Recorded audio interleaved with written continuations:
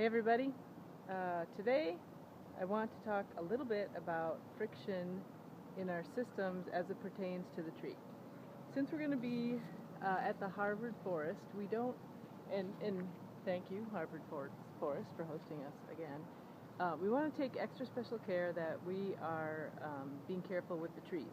And so whenever we're running a double line system when we're climbing, some people have taken to calling it a moving rope system, and this is why. Right here I am tied in, and I've got my lava rope with the hitch climber set up and ocean polyester 10 millimeter running on here in a Valdeton truss. I've got my rope running through a friction saver. I'm just going to move the camera up here. You can see my rope is running through a ring and then a carabiner, and when I descend you'll see my rope moving through there, and when I pull up and take up my slack, my rope is moving through here, as opposed to putting the rope right on the tree trunk. That way we preserve the tree, the cambium layer, which is the layer of the tree just underneath the outer bark that has the water and nutrients going up and back, and so we don't want to damage that, because we can actually do significant harm to a tree if you run a rope over it and over it. So we'll be using ring-to-ring friction savers in the workshop, and we'll also be using different kinds of rope sleeves. Now this is my climbing line, different climbing line that I just brought up with me. And then this is what we call a rope sleeve. Some people call it anaconda. See, it slides along the rope like this. So when we're tying in our system, this will go over. This is my tie-in here. I'm over this lateral, so this is where it's going to hold. This will protect the tree as these ropes are moving as you're climbing.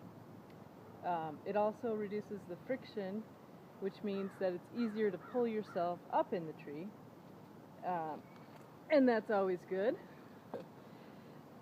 And it also will make it easier as you're pulling yourself up to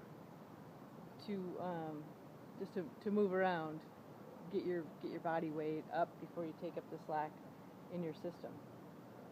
Sometimes these are tricky to install. I'm going to show you right now. When we install these in the tree, the rope sleeves are what we'll primarily be using. The rope is run up on the tree until the rope sleeve goes over your desired branch union, and it'll stop because I've installed a slip knot, a directional slip knot on the trailing end of this sleeve. So I haul my rope up. It's held in place by the slip knot.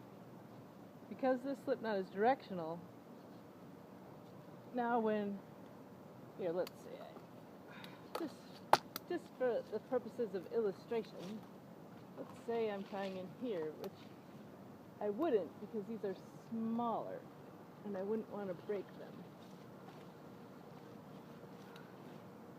But for the purposes of illustration, let's say I've tied in here, the slip knot goes up, I get my rope sleeve to the desired spot, and then from the ground I pull down on the other side, pop, and that pops it right out. And the tree leaves are in the way, so it's really not a very good illustration at all. Alright, let's do a little do-over. Pretty sure I mentioned that these are not rehearsed. Alright. So, directional slip knot. One loop. Pull a bite through, tighten it. This way it holds. This way it pulls out. So, I tie this in here, slip knot. Run the rope sleeve up. Slip knot holds it. I get it in place. I want to run the rest of my rope back down so I can tie in. Pull the slip knot out by yanking down, and then I've got my moving rope system ready to rock, but this will stay up and protect the tree. And we'll demonstrate this when we get to the workshop, because some things are just easier to learn by muscle memory.